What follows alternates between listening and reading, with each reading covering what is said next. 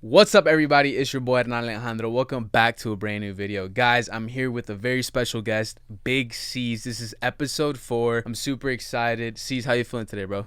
Excellent, bro. Loving life. And Good. she loves me back. Hey, I love to hear that, man. Man, I'm super excited because I know this is about to be a great podcast. You know, I think you really have a unique personality. You're very authentic, and I always appreciate that. I appreciate someone being authentic because at the end of the day, that's all we have. Hell yeah. And what makes me excited about it is every time me and you like get together, you've said it before, so I'm stealing this line from you. We got like a really good chemistry. So I feel like if you ask me some really good questions, we're gonna go to some interesting places for sure. Oh yeah, I agree. But before we get started, I need to let my audience know, if you guys are watching, go ahead and subscribe, like, comment, engage with me. Let me know.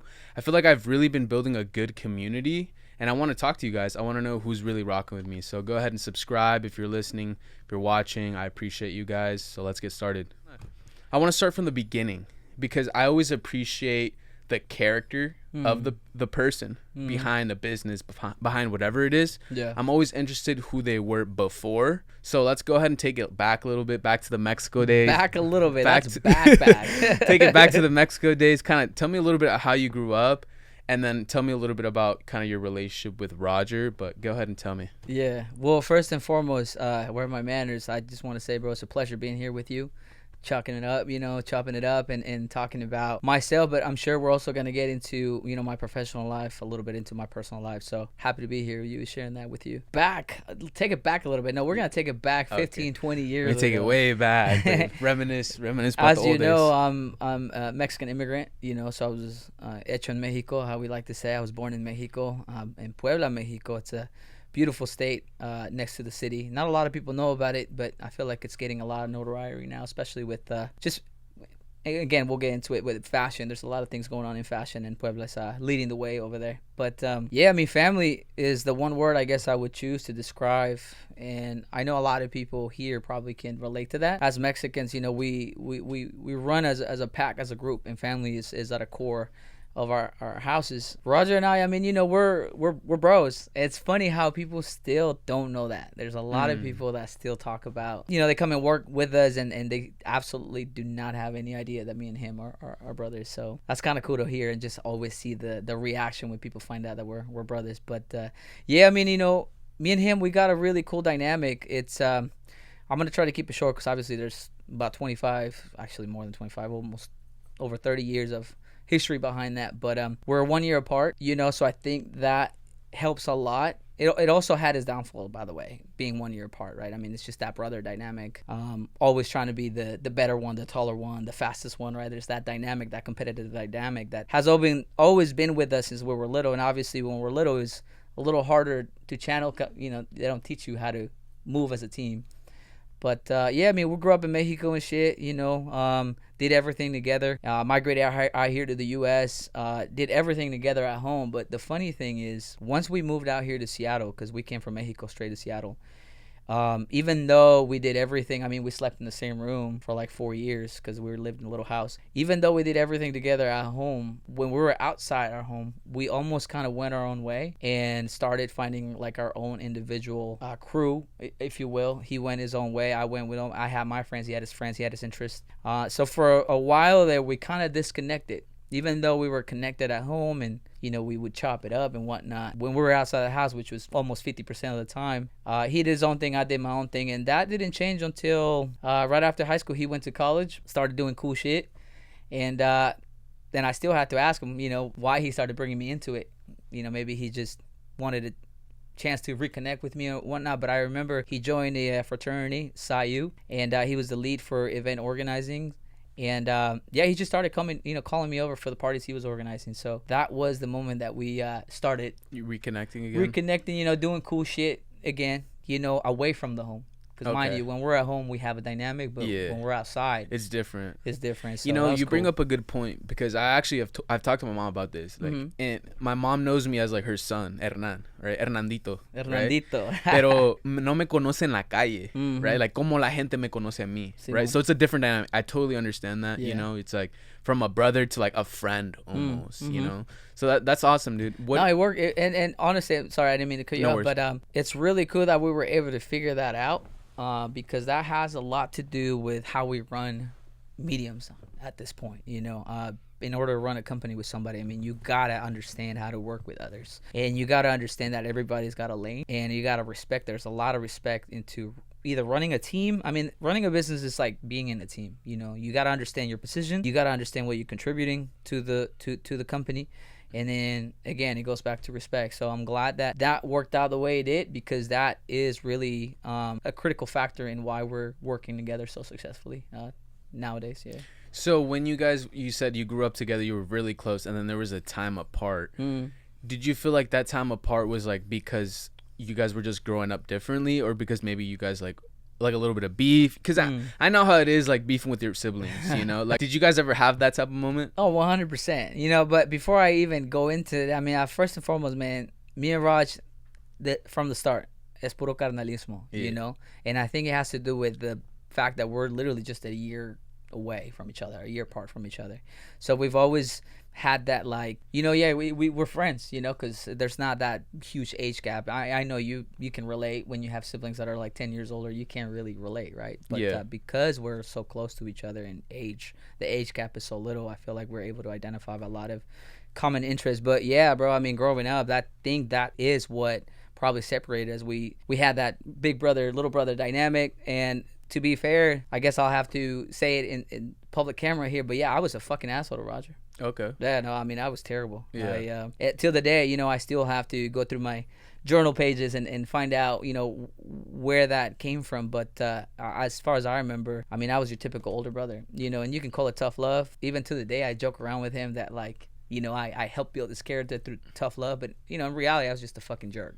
Yeah. You know, so we 100%, I could see why he would kind of just be like, you know what, I'm just going to go do my own thing because I'm not really, you know, benefiting or growing, you know, with hanging out with you because I was behaving in such a big bro. You know, it's such a toxic way to view at it. Like, big brothers are supposed to be like your guide, you know, your guiding spirit. Pero, yeah, I mean, you know, I was just the complete opposite. So I appreciate you opening that up and being honest because, you know, it's the same thing with my sister. You know, my sister's 8 years older than me. And you know how like the daughters, like the oldest daughters of like Mexican families, they're like the managers. They're like this. They're the third parent. Oh, yeah. shit? Yeah. Okay. So we had this like weird kind of dynamic where my sister was like kind of like almost my mom, you know? Like I would never think that as that time when I was a kid. I'm like, you're not my fucking mom. Fucking get out of here. But now that I'm older, I appreciate like she really did a lot for me, you know? Like I'll give you an example, like sign me up for like sports and take me to games. Like now that I'm older, I really appreciate that, you know? And I understand with the guidance that you feel like you have to have, but I feel like it's almost more normal to fight with your siblings than to be the sibling that's like, oh, I'm gonna show you the ways, because you guys are so close in age that you guys are both growing. Yeah. So it's like you're like technically big bro, but you're still kind of like living almost the exact same time, right? So it's like you're big bro, but it's like not really. You know what I mean? It's not like you're like 10 years older where you can really be like, you know what, man? This is what I'd advise you. You're both living simultaneously, you could say. Right. That's good hearing that perspective. Actually, that helps a lot to kind of hear from someone who's the younger brother, you know. And yeah, I mean, it's tough, right? Because, you know, you look back in those years and you wish you could have done things differently, maybe grow closer together. But you're right, at the same time, maybe, you know, that's just the dynamic of, that's just the reality of things. You know, when siblings grow up together, they're challenging each other. And now that I think about it, I mean, that's probably one of the reasons why we're highly competitive. And it expresses itself in the market, you know, with what we're doing with mediums.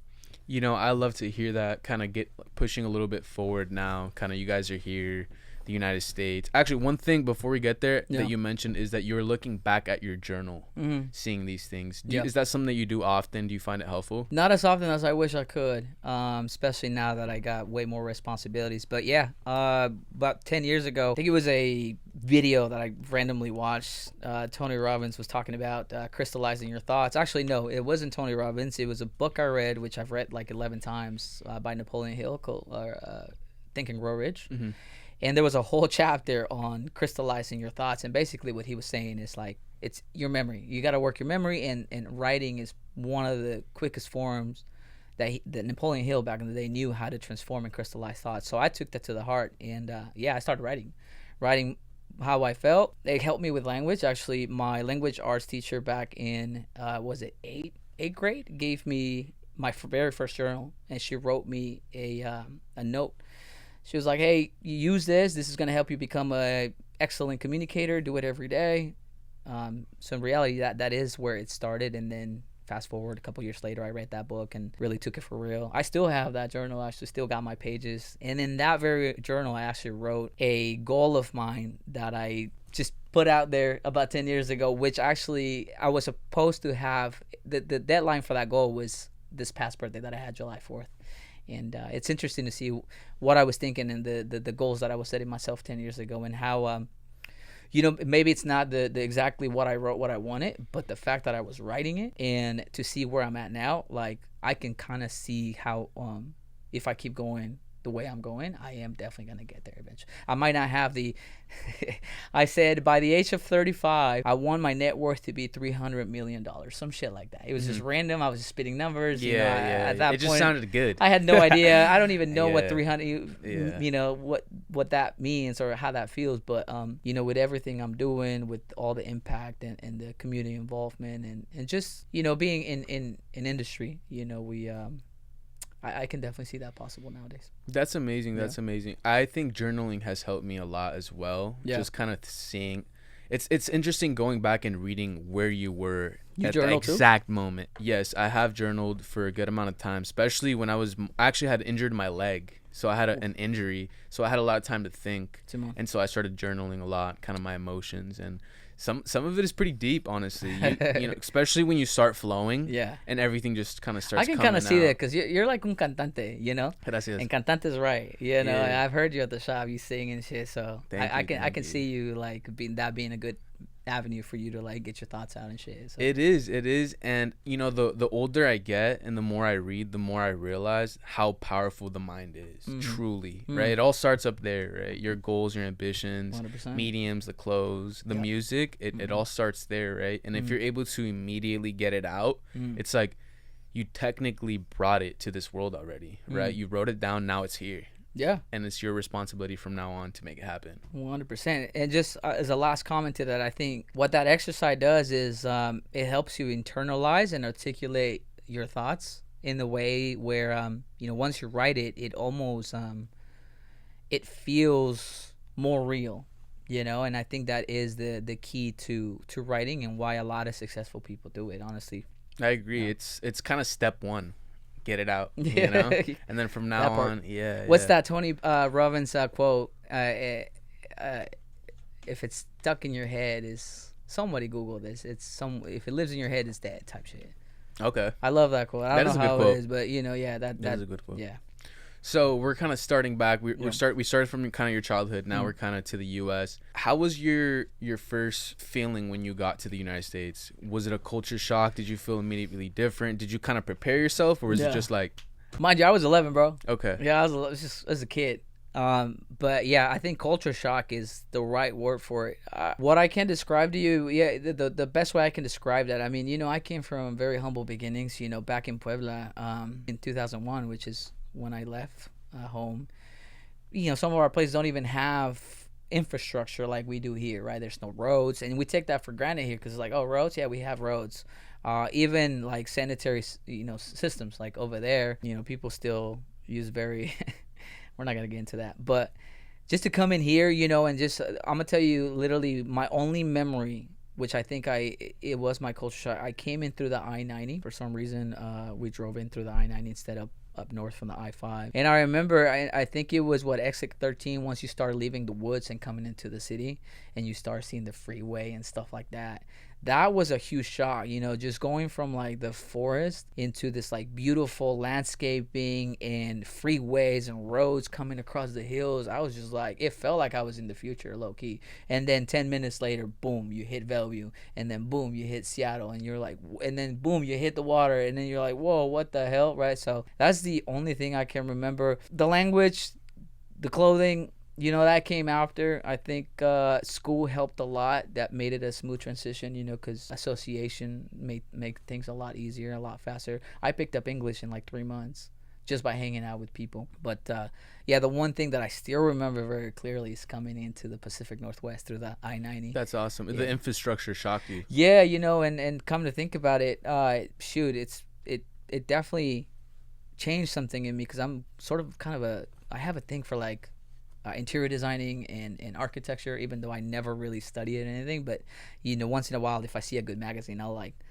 scroll through it, and I'll just lose an hour or two just scrolling through architecture and interior design. I mean, I haven't even show you, I don't know if I've shown you pictures of my home, but it's like all white, spiral staircase, all glass, right? And that came from that moment. It really made an impact. That's amazing. Yeah. That's amazing that you have kind of that intuition with that, because you know those like funny jokes that you see on the internet of like, if there was no women, how men would leave, like how men would live, and it's like a TV, a couch, and like one plate and one fork. That'd be terrible. So I think that's awesome that you kind of have like a vision for it, right? Because I feel like some people would need to, because I have no idea about buildings and layouts and like. Me neither. Decorar, you know, but it's interesting. Yeah, and I have an eye for it, for sure. I wouldn't say I'm a specialist, for sure. I've never really taken the time to master that skill, but, you know, I did have thoughts that if everything else all fails, you know, that's part of the 5 things I would do if I wasn't in clothing. Arquitecto. Un pinche arquitecto. Presidente. No, that's awesome. That's awesome. So now you're here, you learn English. Kind of you and Raj kind of had this little moment where you guys weren't as close. So how did you guys come together, and how did Mediums Collective truly begin? Like, what was, when you first heard Mediums Collective, when did that happen? Back in 2004 at my mom and dad's garage down in Tacoma. He had just recently graduated from UW, and probably, you know, I can't really tell you because I've never gone to college or university. But he probably felt what a lot of people who graduate from university think. You know, it's like, what's next? You know, you got this degree, you're graduated. Like, what do you do? So, you know, he went back home. He stayed home for about 2 months. But during those 2 months, I remember very clearly, we have what we call a family room. It's like the biggest room in the house. And I brought all his stuff over. He had a computer, played around a lot in there. I almost didn't really see him a lot because I had a full-time job. I was working in carroceria. And so I basically was like a 9 to 5. But yeah, he was working day in and out. Sometimes I remember even waking up to the restroom. It was like 3 a.m. and this fool was still playing with the computer. And I'd be like, what are you doing, bro? And he would show me his little designs, and he was really into graphics. Because he spent that much time playing with graphic design world, that's how he was able to come up with the Mediums logo. That's literally the first product that we had. It's the Mediums logo that's currently sitting in front of the store right now. The one that's above everything else. He showed me that, and I was sold immediately. It's almost like when you get like the los pinches escalofríos. Yeah, goosebumps. You know, he didn't really say much. I just been watching him from the side, building stuff, designing stuff. He had this thing. It was called Mediums. It was a name, but it had potential. I started building ideas, and then he was like, "Bro, do you want to do something with this? We should probably do something with this." And, you know, I don't know, you know, the rest is history. The rest is history. That's awesome. I actually had no idea. So it's very interesting. And I can see, I relate to Roger in a sense too, where I think the most creative you are is when you're just fucking around on the computer. Yeah. You know, there's kind of nothing really on your head. You're just kind of like playing around, and maybe you have an idea and you're just kind of piecing some shit together. Yeah. And boom, you just have something. Yeah. You had nothing, now you have something, and it can change your life. It's kind of like when I edit. Sometimes I feel like every video that I make will never replicate the next one. Yeah. You know, and you can kind of make it close. Yeah. But it's hard to, because it's so organic and it's so like in the moment. Yeah. There's some videos that I've filmed of myself that they're old, so I don't really like connect with it as much anymore, right? Because at that moment is when I was feeling it, kind of like when we were journaling. Yeah. So that's very interesting that you kind of just played around and then boom, mediums became alive. And what's interesting about it is, and I'm sure we'll get into it, it wasn't like I went to school for design or fashion. Neither did he. I mean, he had a degree in communications, and but he was messing around. This other homie had a clothing line, and he was designing for this other homie. So he had already put his foot in that industry a little bit. Me myself, I mean, you know, I always talked about this. People ask me like, you know, where does fashion come from for you? Again, I never went to like some proper training or school or whatever, but I do tell the story. When we were little, my mother was a reseller for a fashion house in Mexico. Se llamaba Eduardo's Martin. They dressed up the nation all in the 1990s. They're older than that. I mean, they've been existing for a while, but in the 1990s is when they actually like hit peak in Mexico. So my mom would sell their clothes, and next thing you know, they drop a child's line. I've talked about it on Instagram. You can go see the post about it. But they dropped some kids' clothes, and obviously my mom, being a fan, you know, started dressing us up, and she would take us out for sales. We were like 6, maybe even 7, and I mean, it was a very like, it wasn't even actually, I just asked her. She said there was some intention to it.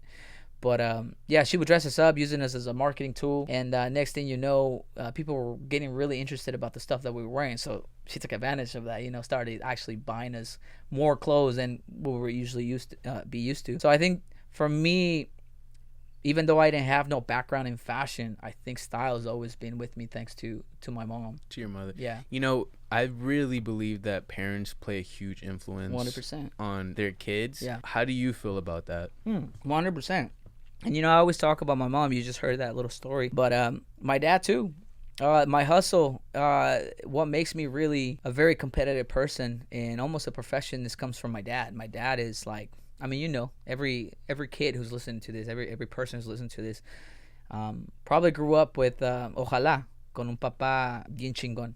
You know, that's a very common story in the Mexican households. Tenemos papás chingones, and they work really, really hard. I mean, that is really all they're about, to provide for their family and be a service to their family. And so I grew up with one of those, thank God. That's amazing. Yeah, and my dad took me under his wing for 10 years. I used to work in as a collision specialist, which explains a little bit of the influences I have with the stainless steel. That's another story. But absolutely, thanks to him, I feel very confident that I can outwork a lot of people because of that discipline, because I worked under his wing, and he's like that. He is passionate about his work. He's a perfectionist, and he's disciplined. Yeah. And I worked under his wing for 10 years, and that really influenced me now, again, back to my own project and the industry we're in. That's awesome. Yeah. That's awesome. Yeah, I think we What about you? Same with my dad, is un poco más serio. Yeah.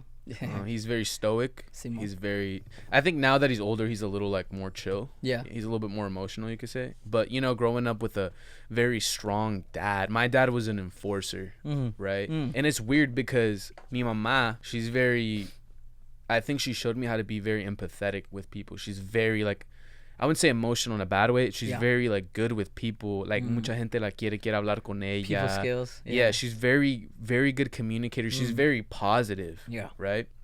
And my dad is like muy serio. Yeah. And I think I got a little bit of my mom's side, but that stoicism and that enforcer in my dad really caused me to be like como un soldado, you know, like muy.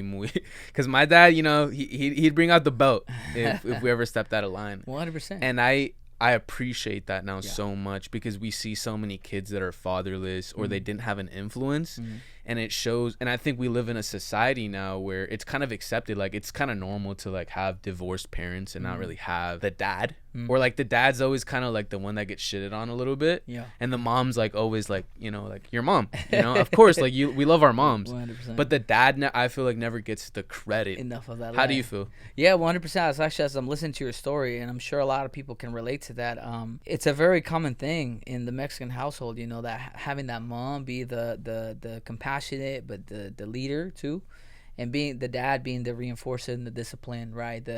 I can't fail because I'm the provider for my family. I think it's a very common thing across all of our people. So listening to your story, I'm like, oh shit, you got the same ingredients that I have. Yeah. So good for you. We definitely are inspired by our parents. 100%. You know, mi papá, aunque es muy serio, él canta, es un músico. Simón. Y yo pienso que es una forma que él se pueda expresar como yo cuando estoy aquí. So I think he really gave me that creativity. I really thank my dad. And I love, like you said, you're always hearing me sing around the shop and I'm always creative. I truly think my dad implemented that creativity in me. Come on, shout out dads, man. We gotta shout out dads more, facts, for sure. Facts, right? Underrepresented. Right? That's very selfishly shout out right there. So let's go ahead and push it to mediums, kind of like the first 1 to 5 years. How was that experience, and what are like the biggest challenges you faced? Shoot. I mean, no idea what the hell we're doing, to be real with you. It's trial and error.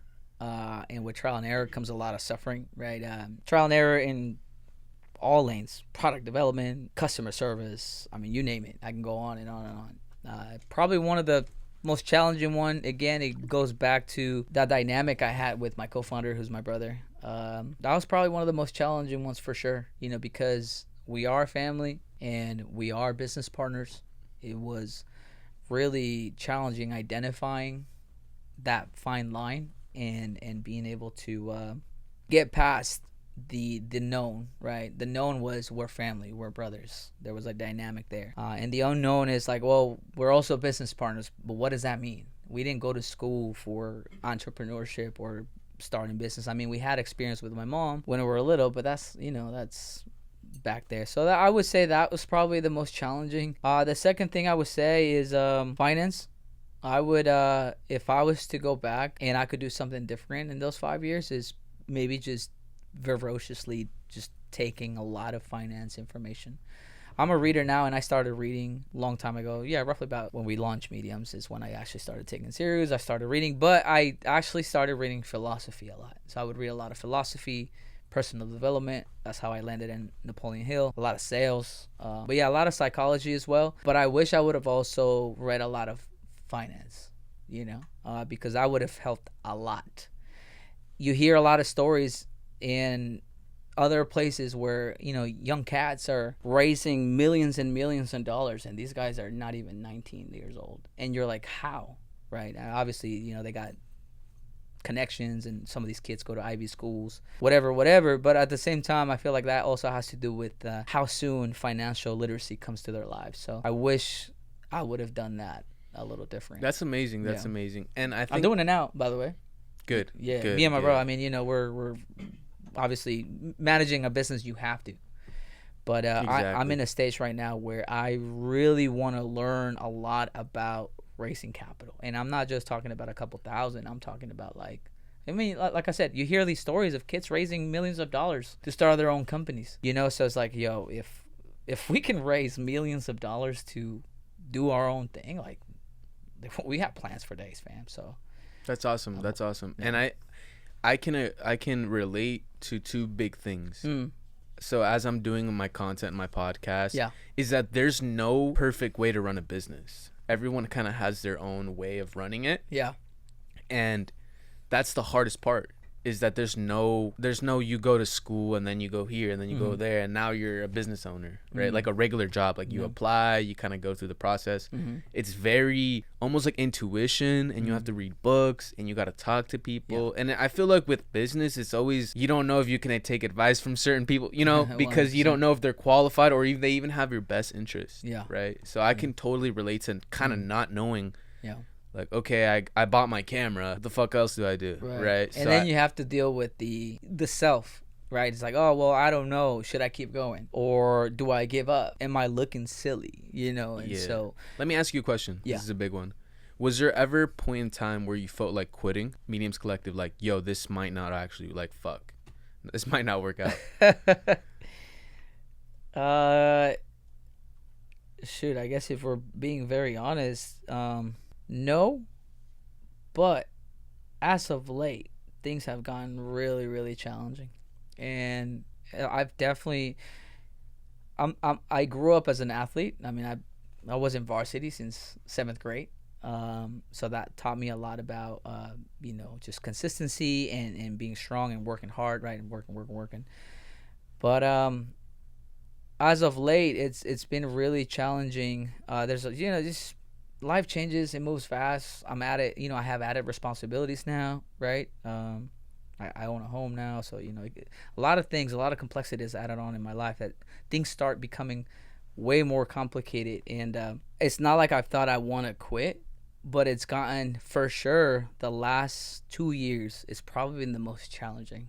Okay. And what would you say, in what ways? I know you mentioned family Yeah. and owning a home now, but Yeah. what ways, like, what was the challenging?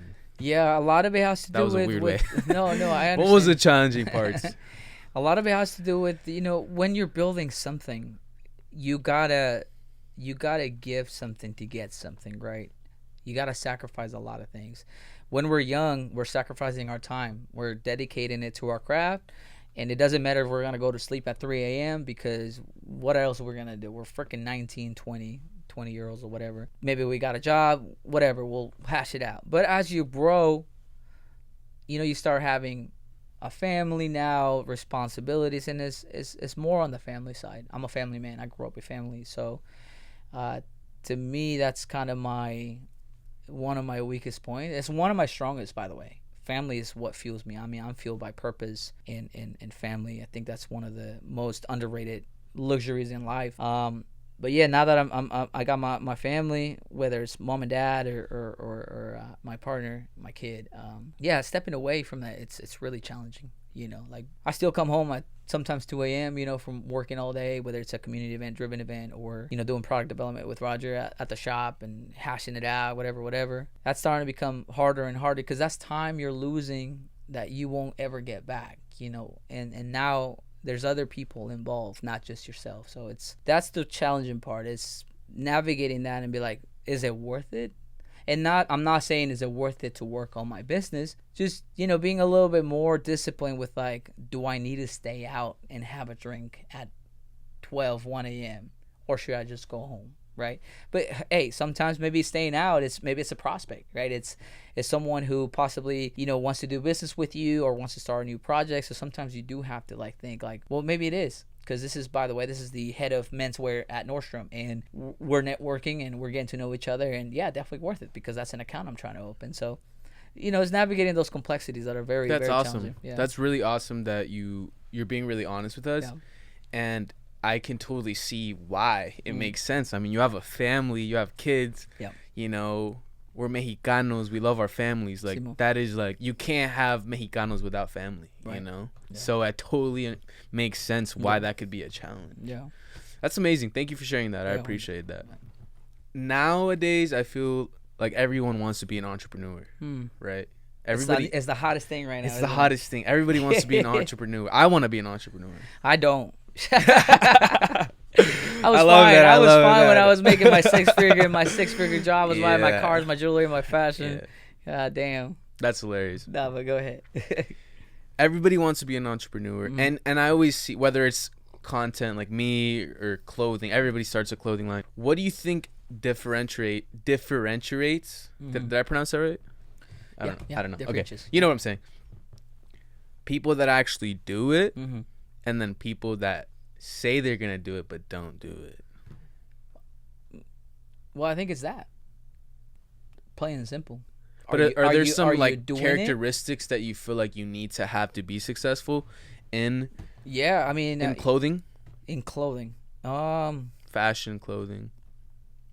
Yeah, I mean, the commitment, because you did say a lot of people are starting, clothing companies. It's probably one of the easiest thing to start, not to do, to start, because you go to a wholesaler, you buy some blanks, maybe you're a graphic designer, maybe you have a stitching machine at home, and you craft up a design, put it on a t-shirt, boom, you got it, you sell it to your friends. Oh, I have a clothing brand now. But it's way more than that. It's what do I stand for? What's my story? What am I trying to change, not only in the world, but let's just take it back a notch a little bit. In industry, what value am I offering that's different, that's not already being done right now in my sector, right? So I would say, do you know exactly what you stand for and what you're doing, and how are you bringing value to the market?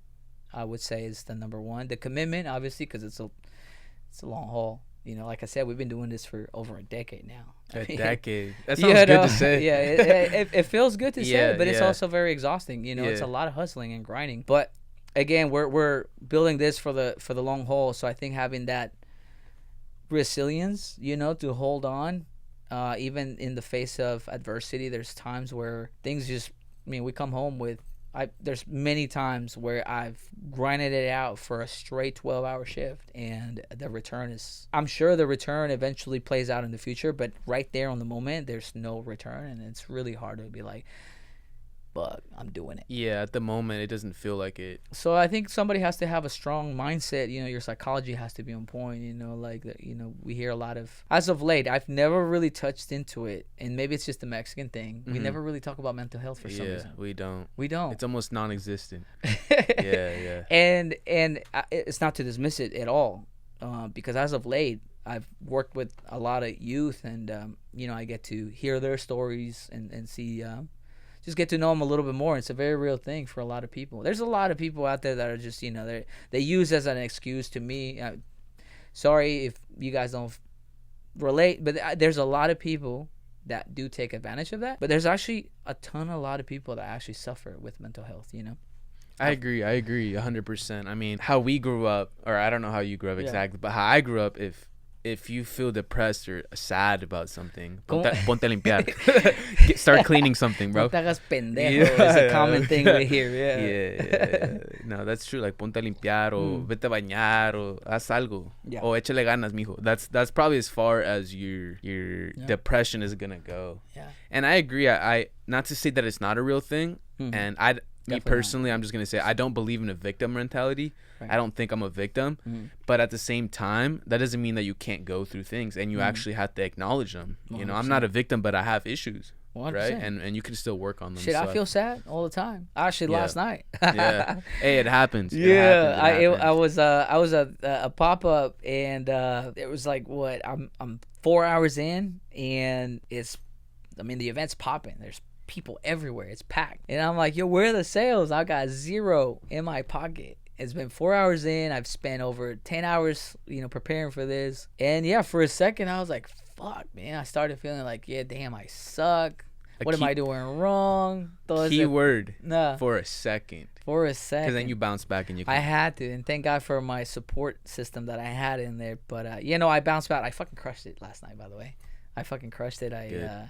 But, again, back to your question about what kind of qualities, I think if there's many, but I would say like having a strong mindset. Having a strong mindset. Yeah, because again, it goes back to like snapping yourself out of it. It's like, no, like it's gonna be all right. And if I go home with zero, like whatever, like sure, there's ups and downs in industry. That's just how it works.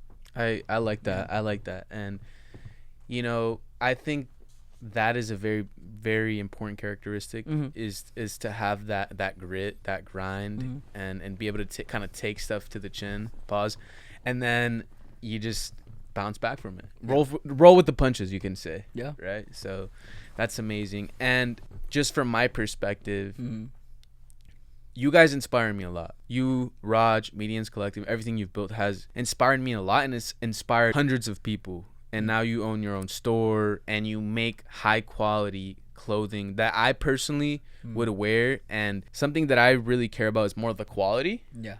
Like, does it feel good when it's on? And I know you guys really make sure of that. Yeah. So that's kind of, I want to let you know that Thank you. That your hard work is not going unnoticed. Appreciate that. And that you guys truly inspired me. Like, you inspired Little Mexican, and I think that goes a long way. Right, when someone sends you messages like, because even me when I'm doing the content or the fitness, I'll get messages like, I love what you're doing, like it's really inspiring me, and people kind of open up, right, the community, and that always just gives me this energy, like this is why I'm doing it, because I'm really impacting and changing the world. Yeah. What do you think about 100%, that? 100%. I appreciate you sharing that with me, and I know it. I know it because the fastest way that I know that somebody actually is impacted by us is they rock with the stuff that we do. I've seen you rock mediums with pride. Every time you step in a room wearing mediums, I feel the presence. So that's, for me, that's like the key that I know, like, oh yeah, you really rock with it. You're not faking it. You're not wearing it just to impress me. you owned it, you embody it, and I can see it reflecting on how you move. So thank you for saying that. I've been seeing that, and that's the fastest way I can see when somebody's actually genuine, like rocking with the work, or if they're not. So no, that's cool. Although I do have to say though, talking about praise, we gotta be really careful with that, because for a second, a couple years back, there was a lot of praise. There was a moment in time. I mean, there's ups and downs, but we got a little notoriety, right? Where the guys from Seattle were making clothes, and there was a lot of like positivity and comments and whatnot. But you can get lost in the sauce for sure.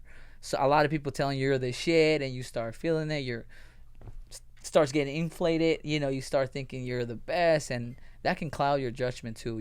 So I think we gotta be really careful with living off praise. I think you gotta, I love that you bring that up. What do you do to kind of bring you back down to that, from you feel like you're the shit, unstoppable, to back to normal?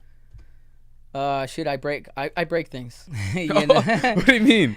Like you break shit like I do things that put me back into the beginner mindset, so things that just sometimes make me look silly, right? I step out of my comfort zone. I take on challenges, and when you do that, obviously you're a beginner at it, and so you look silly. So I do that a lot. I stepped out of my comfort zone a lot. I do a lot of things that make me look silly a lot, because obviously when you're trying things, you don't know what you're doing. You're trying, so that humbles me a lot. It's a very fun and I think very healthy exercise. That's awesome.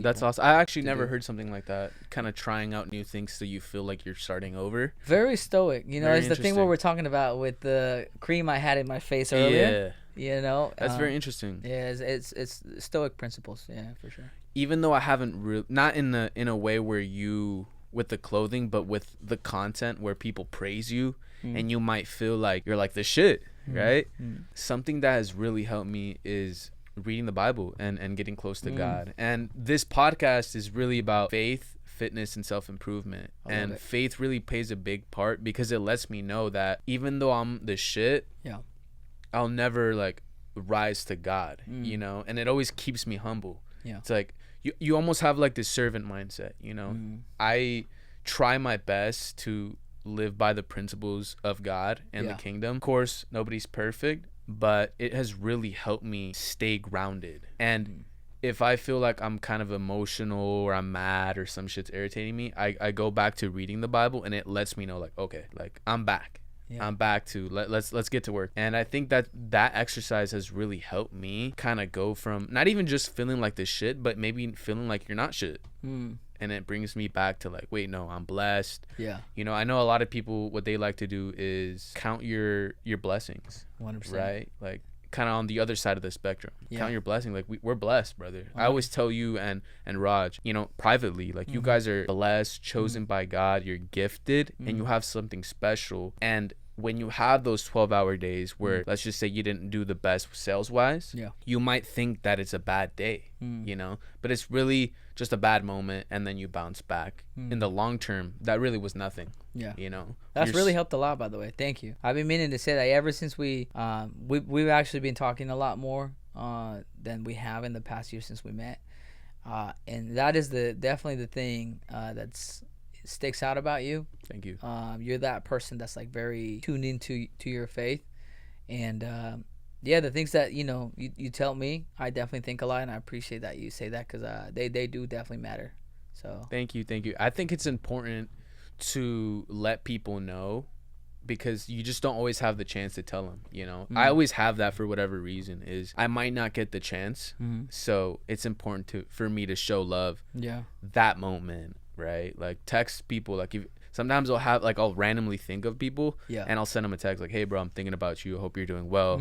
We haven't seen each other, like, even a phone call, sometimes you don't have time to link up, but fuck it, let's hop on a call. Have you been like that all the time, or is that not all the time, but I think as I get older, and I think as I've gotten closer to my faith, and actually going back a little bit to reading has really helped me gain a lot of knowledge, and being in all aspects, really, emotionally, knowledge with finances, like you said. But something big that I learned, I read The Laws of Human Nature by Robert Greene, and a big part of that, and I think the most impactful one, was he talks about death, Okay. And I'm 24. Like, people could think like, oh, you're young, you're gonna fucking die way later, you know. But I actually think about death all the time, and I think it really makes me work harder. Okay. And it makes me appreciate everything more. It's kind of like dark a little bit, right? You can see like death. Yeah. But in the book it talks about how we fantasize death. Like, when you think about death, you think about like a Hollywood movie, like, oh, this person died, da da da da. But when it actually knocks on your door, Yeah. it's different. You know, if you've ever had someone that close that has passed away, or you just kind of been around that, it's very like, whoa. Yeah. Like, It hits you, right? we're gonna fucking die, you know. And it's like, it's big. It makes you realize like not everything that you do is that important, Right. you know. Appreciate, like, me being with you doing this podcast. Yeah. Great content, might bring me views, might bring me millions, but at the end of the day, I'm sitting down with somebody that I respect. Yeah. And we're sharing our time together. 100%. Come on, here. Come on. Yes, sir. Come on. I like on, that. Come on. No, that's cool. I mean, that's part of life, you know. And I also agree on that. I think what you're talking about is you're aware of your mortality. Yeah. You know, you're aware of the finite time that we have. So I actually do relate a little bit to that principle of just being aware of time. You know, it's like as time goes on, it's like very finite. You know, it's very limited. We're only here for a while, and I know I hear a lot of successful people in the world that like actually have that, use that as a tool. Yeah. You know, It's helpful. Honestly, it's helpful, and I think I live a happier life because it makes me appreciate a lot more. And I wasn't always like that. I was always like, honestly, a procrastinator and a time waster, and it makes me like kind of pissed off that I even did that. Yeah. Right? I'm like wasting literally God-given life, you know. So that's kind of one thing that has helped me. But kind of moving back to the fashion stuff, I had a conversation with a friend, and he was like, hey bro, we started talking about kind of content and business, and something that he told me about, we started talking about fashion and kind of how I want to present my brand, and being around you guys with fashion, and I didn't realize how important fashion is.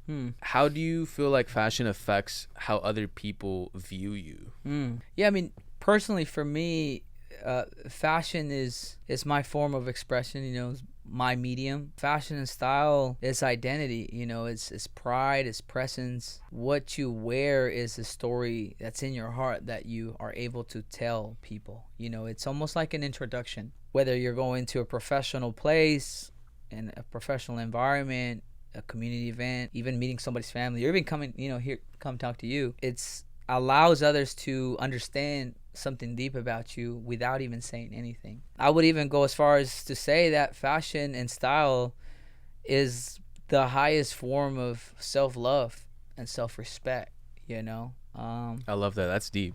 Yeah. Why do you say that? Because it's like a hidden, it's like a code, right? That like you don't have to speak about it. You can see it, you can sense it, you know. So I use clothing intentionally. I use it to, you reclaim my space. I use it to communicate. Just to, like allow me to take narrative of my own story. I like and tell it in my own terms. You have you build the foundation of you before anybody even gets a chance to talk to you. 100%. And I'll give you a really fun example, right? I mean, there's a different emotion that you get.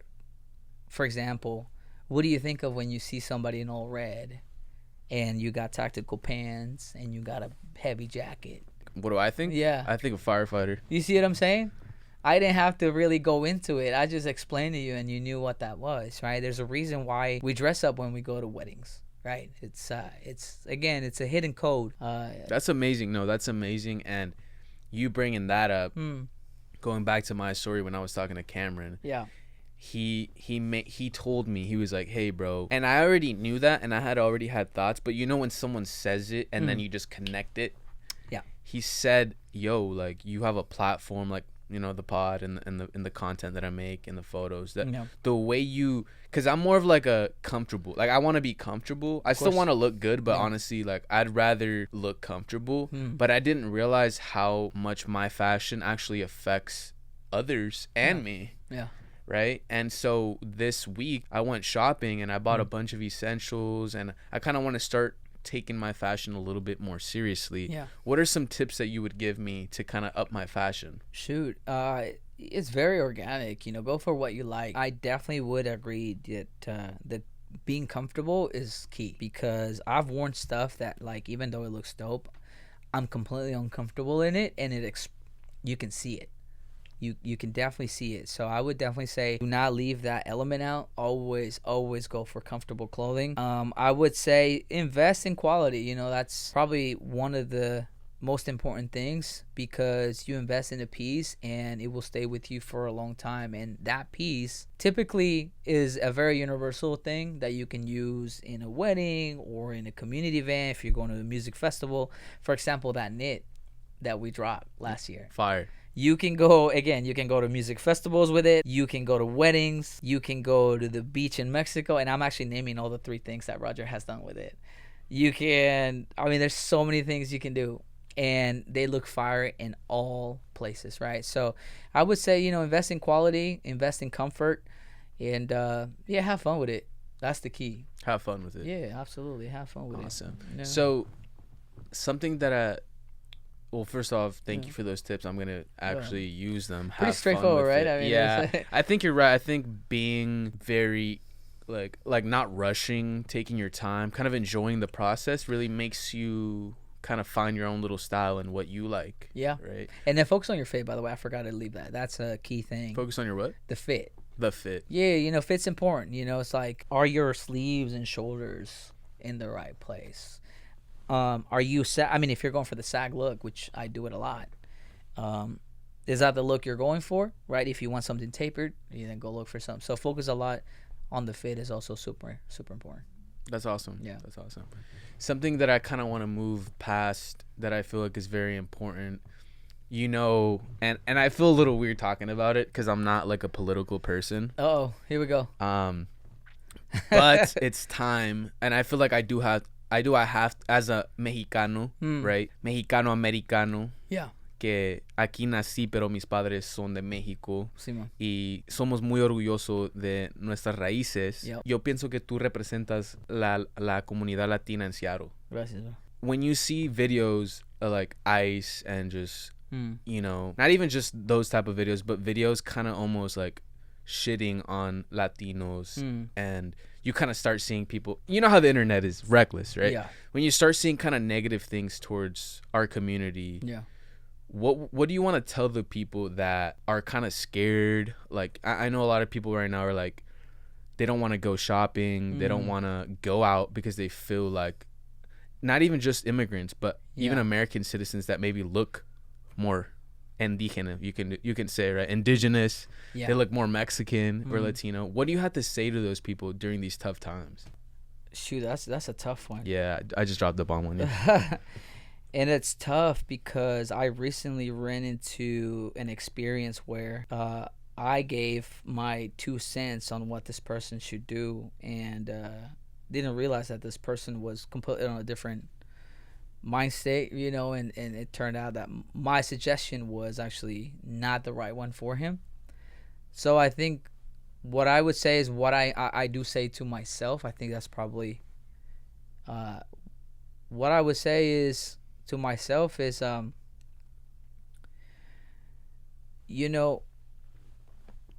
it's really hard right now because we're being targeted, and people are trying to define the way we walk, the way we talk, what we think. But you got to remember that we are the fabric of the American culture. I mean, you look outside and we're cooking your dishes at your favorite restaurant. We're making the outdoors beautiful. We're building the cities of many, many places. So reminding myself that we are the builders and dreamers of this nation, and right now, if it's a little tough for you to, come out to the streets, totally understand it. Don't put yourself at risk. But if you're privileged and you're able to, and, that's a risk that you think that you can go through, I would say come out to the streets, support people, whether that's to peaceful protest. There's a lot of people right now organizing really dope events for Raza. mucha raza está saliendo and putting events for awareness, for visibility, so come out and support those things. I know a lot of organizers have in the back of their minds, they're building these events with like safety protocols, so they're definitely thinking about it. Come out and support, be visible. Don't suppress yourself. They're already doing that enough for us, so don't do that to yourself. Come out and if you can, come support a lot of these things coming out in las calles, pues.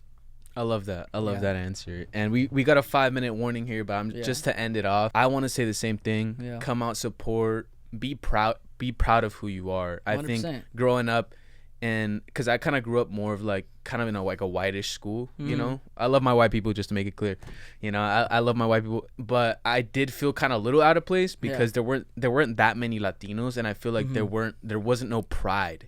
Like, if you're Mexican, you're just Mexican. Like, there's nothing prideful about it. And so now that I'm older and you learn so much about the music, the culture, the colors, the love, and all the beautiful things that Mexican and Mexico has to offer, is just so inspiring and so beautiful. And I want everyone to know, and just talking to the audience, that if you can come out, support, show love. I support peaceful protest because we do love the United States of America, and that's me speaking for the Mexicanos Americanos. We love the United States of America. 100%. We love Mexico. Although our culture is Mexican and we represent Mexico, peaceful is the way to go. So thank you so much. I know we got a little political, but I feel like it's our duty and our job to defend, the Mexican people. So Big C, thank you so much for pulling up. For real, it's an honor. You're a real G. Anything else you want to kind of end it? I guess if we're talking about coming outside, we are pulling up to Fremont Fridays on August 1st. Mediums Collective is activating what I call cultural resistance. We're going to support a lot of immigrant businesses, immigrant artists, creatives. It's going to be dope. We're going to have just a lot of things, right? For example, I have somebody doing a live painting in there. People are going to be doing some dope tattoos out there. We're gonna have tacos, designers. We're featuring designers out there, right, to showcase their collections. And really, what it is again just to let people know, like, there is people doing things that are creating safe spaces for us. We don't have to feel like targets, right? When we come out and we engage with community, you find out that there's actually a lot of support out there.